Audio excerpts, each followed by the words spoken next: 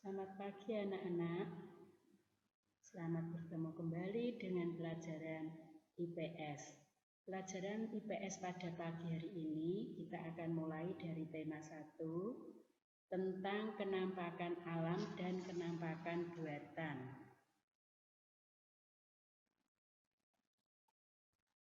Sebelumnya kita sudah belajar tentang kondisi geografis dan astronomis dari negara Indonesia ya anak-anak ya. Anak-anak masih ingat letak astronomis Indonesia? Ya, letak astronomis Indonesia di antara 6 derajat lintang utara sampai 11 derajat lintang selatan dan 95 derajat bujur timur sampai 141 bujur timur. Sedangkan letak geografis negara Indonesia terletak di antara dua benua, yaitu benua Asia dan benua Australia. Serta Indonesia terletak di antara dua samudra, yaitu Samudra Hindia dan Samudra Pasifik. Anak-anak, kondisi geografis Indonesia menyebabkan Indonesia memiliki keragaman. Ya, keragaman yang ada di Indonesia ada keragaman suku bangsa, keragaman budaya, keragaman agama, dan tentunya adat istiadat juga. Selain itu, anak-anak, Indonesia negara agraris dan dijuluki sebagai Jamrud Khatulistiwa. Mendapat julukan negara agraris karena sebagian masyarakat Indonesia bekerja sebagai petani, bermata pencarian, bercocok tanam, maka negara kita dijuluki negara agraris. Selain itu juga dijuluki sebagai Jamrud Khatulistiwa. Hal ini jika dilihat dari atas, ya, di atas wilayah Indonesia, maka wilayah Indonesia tampak membentang hijau kebiru-biruan. Inilah yang menyebabkan Indonesia disebut sebagai Jamrud Khatulistiwa. Serta wilayah lautnya yang luas, sehingga Indonesia dijuluki sebagai negara maritim. Wilayah laut luas, angkatan laut kita juga kuat ya. Selanjutnya anak-anak kita akan belajar. Kenampakan alam adalah segala sesuatu yang tampak di permukaan bumi atau alam. Kenampakan alam dibedakan di Indonesia menjadi dua, yaitu kenampakan alam yang ada secara alami dan merupakan buatan Tuhan, serta kenampakan buatan. Di sini kenampakan buatan adalah kenampakan yang sengaja dibuat oleh manusia.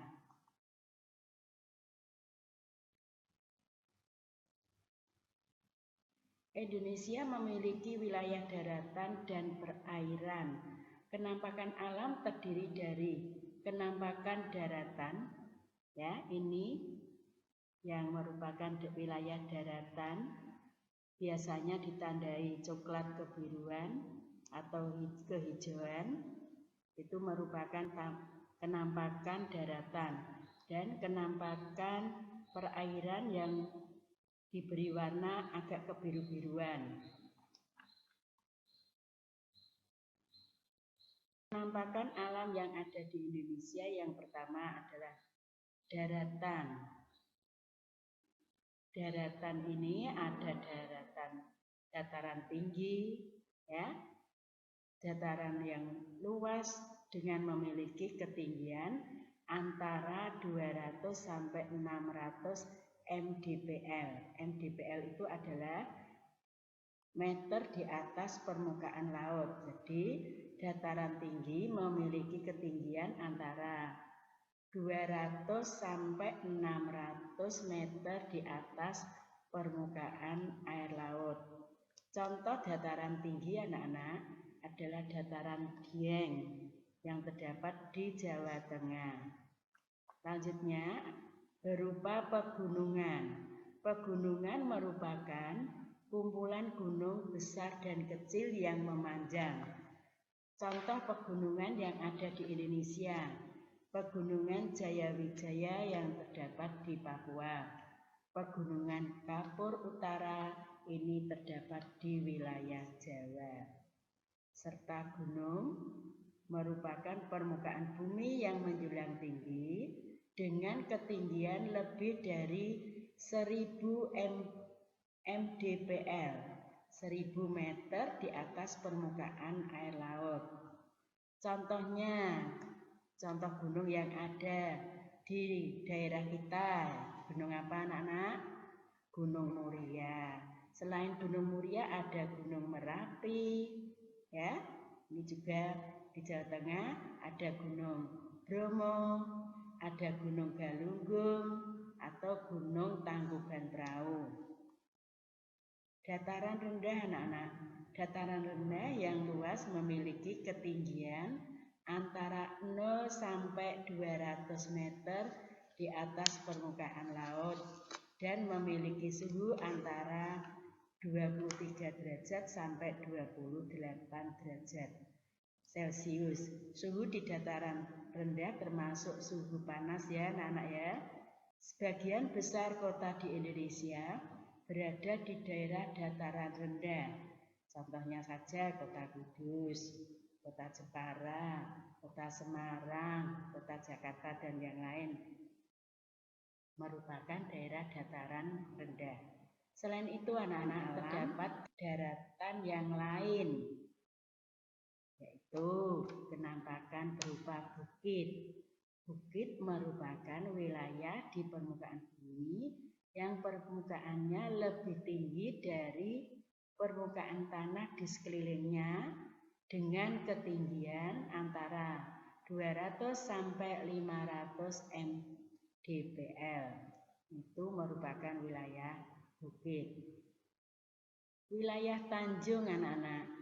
Tanjung itu merupakan daratan yang menjorok ke laut. Bagian daratan yang agak masuk ke laut dinamakan tanjung. Ada juga yang namanya lembah. Lembah adalah dataran rendah yang dikelilingi pegunungan atau perbukitan. Bentuknya hampir menyerupai huruf U atau huruf V.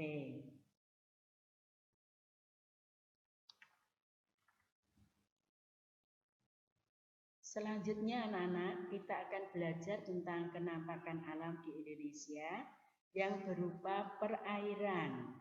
Perairan itu wilayah sungai, laut, ya, pantai, selat, itu wilayah perairan. Di antaranya penampakan alam di Indonesia yang berupa perairan adalah pantai. Contoh pantai anak-anak, pantai yang sangat terkenal ya, Pantai Kuta yang ada di Bali, Pantai Sanur juga di Bali, yang dekat dengan Kota Kudus, Pantai Kartini ya, dekat yaitu di daerah Jepara. Danau merupakan cekungan yang berisi air yang terbentuk secara alami anak-anak. Contoh danau yang terkenal, Danau Toba ya, di daerah Sumatera Utara. Sekarang laut. Laut yaitu genangan air asin ya. Aliran air yang berada di daratan itu dinamakan sungai. Sungai yang terpanjang di Indonesia, anak-anak, contohnya Sungai Kapuas ya. Sungai Kapuas merupakan sungai terpanjang di Indonesia, terdapat di Kalimantan Barat. Juga ada sungai yang dekat dengan daerah kita di Jawa Tengah, Sungai Bengawan Solo ya. Itu merupakan sungai terpanjang di Jawa Tengah.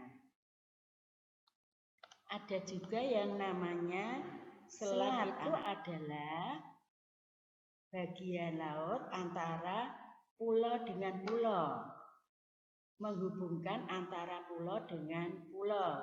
Contohnya Selat Sunda. letak Selat Sunda antara Pulau Jawa dan Pulau Sumatera. Selat Karimata, letaknya di antara Pulau Kalimantan dengan Pulau Sumatera. Ada juga Selat Makassar. Selat Makassar terletak antara Pulau Kalimantan dan Pulau Sulawesi. Selat yang terletak antara Jawa dengan Pulau Madura adalah Selat Madura.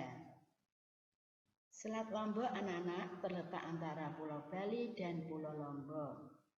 Selat Malaka letaknya antara Pulau Sumatera dengan Malaysia, dengan negara tetangga. Masih ada lagi contohnya Selat Bali, letaknya antara Pulau Jawa dan Pulau Bali. Kita akan selanjutnya masih kenampakan buatan di Indonesia. Contohnya waduk. Waduk itu tempat penampungan air ya, untuk mencegah bahaya banjir, untuk perikanan, bisa juga untuk PLTA. Contoh waduk yaitu Waduk Gajah Mungkur yang terletak di daerah Wonogiri. Waduk Jatiluhur yang terletak di daerah Jawa Barat. Masih ada juga Waduk Karangkates. Nah, jembatan anak-anak merupakan kenampakan yang dibuat. Di negara kita terdapat jembatan yang terkenal. Contohnya, jembatan ini sangat terkenal ya, Jembatan Suramadu yang terletak di daerah Madura ya, menghubungkan Jawa dengan Madura. Jembatan Ampera letaknya di daerah Palembang. Selain waduk dan jembatan, terdapat juga buatan yaitu jalan raya, merupakan wilayah kenampakan alam yang sengaja dibuat oleh manusia. Ada juga anak-anak pelabuhan. Anak-anak tentunya tahu yang dinamakan pelabuhan, yaitu tempat berlabuh atau bersandar kapal laut. Nah, di Indonesia ada beberapa pelabuhan yang terkenal, di antaranya pelabuhan yang dekat dengan kota Kudus di Jawa Tengah, yaitu Pelabuhan Tanjung Mas, letaknya di Semarang, ya anak-anak ya. Selain Tanjung Mas, ada juga Pelabuhan Tanjung Perak, letaknya di kota Surabaya. Sedangkan Pelabuhan Ketapang letaknya di Jawa Timur. Pelabuhan Merak letaknya di Banten. Bakauheni letaknya di Lampung. Nah, ada juga Pelabuhan Gilimanuk anak-anak kalau kita mau ke Bali ya. Di daerah Jawa Timur dulu kita menyeberang sampai di Bali namanya Pelabuhan Gilimanuk. Ada juga Pelabuhan Buton di Sulawesi Tenggara. Ada Pelabuhan Lembar di Nusa Tenggara Barat dan Pelabuhan Tanjung Priok di Jakarta. Selain pelabuhan, juga ada bandara atau bandar udara. Bandara merupakan tempat untuk lepas landas pesawat atau transportasi udara. Nah, di Indonesia ada beberapa bandar udara yang terkenal. Ada Sultan Iskandar Muda dari Aceh, di Aceh ya. Kemudian yang dekat dengan tempat kita di Semarang ya, itu Bandara Ahmad Yani. Kemudian Bandara Adi Sumarmo. Adi Sumarmo ada di Boyolali. Kemudian ada Adi Sucipto. Adi Sucipto, bandara yang berada di Yogyakarta. Kemudian Halim Perdana Kusuma ada di Jakarta. Bandara Ngurah Rai, yang ini terkenal sekali ya, Bandara Ngurah Rai di Bali. Kemudian Bandara Sentani. Sentani ini di Papua. Ada Bandara Juanda Bandara Juanda di Jawa Timur.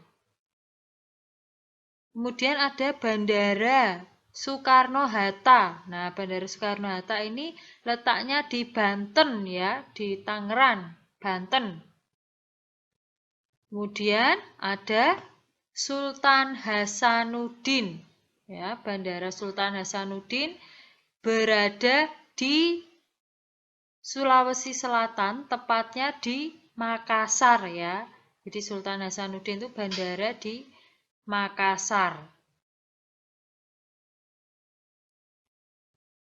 Nah, supaya kalian lebih jelas lagi, coba kalian mengerjakan soal ya, berlatih ya, ayo berlatih ya. Mengerjakan soal latihan dari buku IPS halaman 18 sampai 19 latihan penilaian harian subtema 2. Bisa dikerjakan ya anak-anak. Selamat mengerjakan. Tetap semangat, Tuhan memberkati. Selanjutnya, kita akan belajar pengaruh kondisi geografis Indonesia terhadap penduduk Indonesia. Nah, yang pertama kita akan mempelajari tentang potensi keadaan geografis yang ada di Indonesia. Nah, potensi keadaan geografis di Indonesia ini dibedakan ada potensi ekonomi, dapat dilihat dari potensi ekonominya, kemudian budayanya, kemudian sosial, dan juga ada transportasi ya, dan juga ada lagi yaitu komunikasi. Nah, untuk potensi terhadap bidang ekonomi, nah Indonesia itu memiliki letak strategis dalam perdagangan internasional karena terletak di tengah-tengah di antara dua benua dan juga dilalui kapal-kapal singgah ya karena terletak di antara dua benua dan juga dua samudra. Nah, potensi ekonomi di sini itu ada hubungannya dengan penghasilan. Nah, jadi penghasilan yang ada di Indonesia, setiap daerah memiliki penghasilan yang berbeda-beda ya. Kemudian potensi ekonomi juga berasal dari keberagaman sumber daya alam. Nah, sumber daya alam di sini diolah sehingga menghasilkan komoditas perdagangan untuk pasar lokal dan internasional. Nah, ini menghasilkan perdagangan ya, menghasilkan barang-barang yang diolah dari sumber daya alam yang ada di Indonesia untuk bisa dijual, diperjualbelikan di pasar lokal maupun pasar internasional. Nah, dalam kegiatan ekonomi itu ada istilah namanya ekspor dan impor.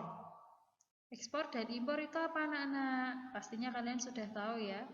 Kegiatan ekspor itu adalah kegiatan mengirim barang ke luar negeri ya, dari Indonesia keluar. X itu keluar, berarti dari Indonesia dikirim ke luar negeri.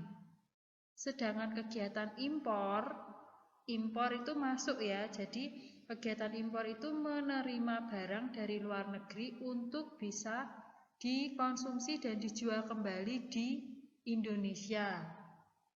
Seperti itu ya anak-anak, untuk potensi di bidang ekonomi. Potensi di bidang sosial.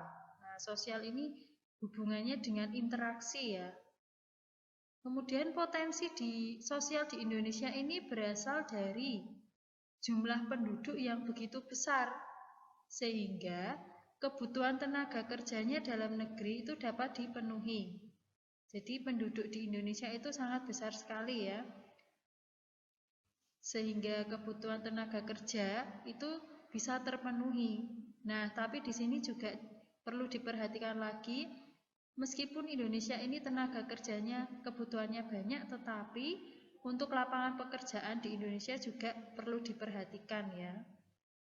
Kemudian dalam potensi sosial ini penduduk berkesempatan mengolah sumber daya alam yang ada di Indonesia, sehingga kualitas dari sumber daya manusia harus ditingkatkan melalui pendidikan yang baik dan merata. Di bidang budaya. Nah, potensi di bidang budaya ini, Indonesia itu berasal dari keberagaman suku, memiliki banyak suku ya.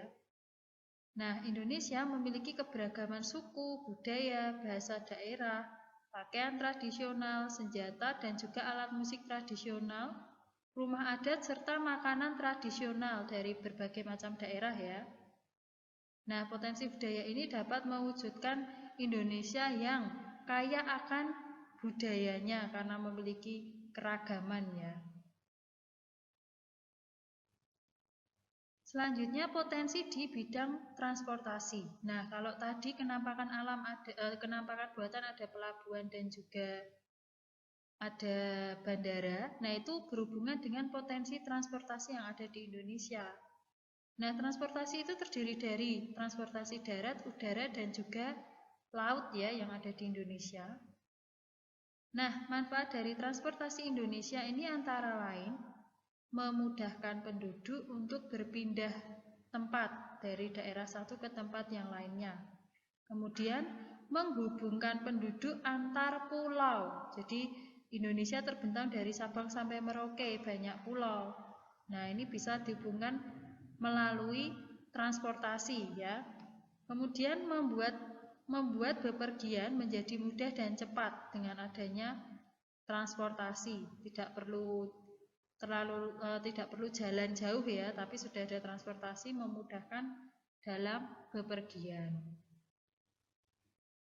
Ya, pengaruhnya kondisi geografis apa terhadap kehidupan penduduk Indonesia? Nah, yang pertama itu berpengaruh di bidang ekonomi.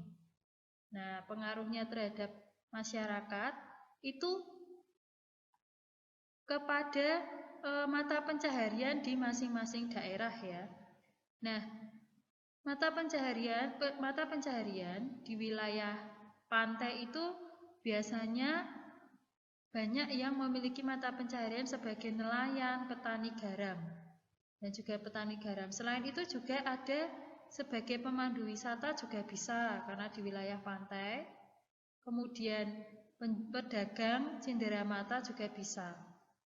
Kemudian di wilayah dataran rendah ini banyak sekali ada industri, pabrik, buruh, pegawai, petani, dan lain sebagainya.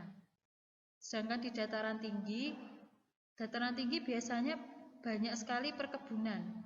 Nah, ini juga berpotensi pada bidang ekonomi masyarakat Indonesia yang berada di dataran tinggi bekerja sebagai petani kebun ya di perkebunan dan juga peternakan. Berikutnya di bidang sosial. Nah, bidang sosial di sini ada arus urbanisasi tinggi. Nah, arus urbanisasi yang tinggi ini mengakibatkan berkurangnya penduduk yang bekerja di bidang pertanian. Urbanisasi itu apa? Urbanisasi itu adalah perpindahan penduduk dari desa ke kota yang disebabkan oleh berkurangnya lahan pertanian akibat pembangunan permukiman atau industri. Dampak positif di bidang sosial itu dengan adanya sumber daya manusia yang banyak bisa membuat jumlah tenaga kerja yang tersedia itu banyak juga. Selain itu, jenis mata pencaharian penduduk juga bermacam-macam. Nah, sedangkan dampak negatifnya, jumlah lapangan kerja lebih sedikit daripada tenaga kerja. Persebaran penduduk tidak merata dan kegiatan industri dapat menyebabkan polusi udara. Kemudian di bidang geografis, di bidang budaya, pengaruh di bidang budaya, dampak positifnya Indonesia memiliki keragaman suku, budaya, dan agama. Keragaman bangsa membuat Indonesia memiliki sikap menghormati dan saling menghargai. Tapi di sini dampak negatifnya di sini ada juga. Dampak negatifnya di sini kalau ada budaya asing yang masuk ke Indonesia, itu nanti budaya dari Indonesia bisa menjadi hilang jika tidak dilestarikan oleh masyarakat Indonesia. Seperti itu ya. Jadi kita sebagai masyarakat Indonesia harus bisa melestarikan budaya yang ada di Indonesia. Berikutnya, di bidang transportasi memiliki dampak positif dan negatif. Dampak positifnya, perpindahan tempat lebih cepat dan mudah walaupun terpisah pulau ya. Kemudian, pemerataan hasil pertanian dan pembangunan itu dapat dilakukan sampai ke daerah pelosok, sampai ke daerah-daerah terpencil ya. Nah, sedangkan dampak negatifnya, pembangunan jalan raya dapat mengurangi lahan pertanian dan perkebunan yang ada di daerah dataran rendah maupun dataran tinggi. Dan juga pembangunan jalan dan jembatan diikuti dengan bertambahnya penggunaan kendaraan bermotor yang bisa mengakibatkan polusi udara yang semakin meningkat ya. Selanjutnya, di bidang komunikasi. Dampak positifnya di bidang komunikasi dengan adanya alat komunikasi seperti telepon, HP, dan juga laptop atau alat komunikasi yang lain itu membuat masyarakat lebih mudah untuk berkomunikasi jarak jauh meskipun berbeda wilayahnya, berbeda tempat, tetapi masih bisa berkomunikasi dengan baik menggunakan alat komunikasi yang ada. Tetapi ada dampak negatifnya. Dampak negatifnya di sini, komunikasi melalui tatap muka langsung itu menjadi berkurang karena lebih sering untuk lewat WhatsApp, lewat telepon genggam, seperti itu. Kemudian maraknya penyebaran konten atau game yang tidak sesuai bagi anak-anak ya. Dan juga biaya untuk komunikasi meningkat. Nah, itu tadi adalah pengaruh kondisi geografis Indonesia terhadap kehidupan penduduk atau masyarakat Indonesia di bidang ekonomi, sosial, budaya, transportasi, dan komunikasi.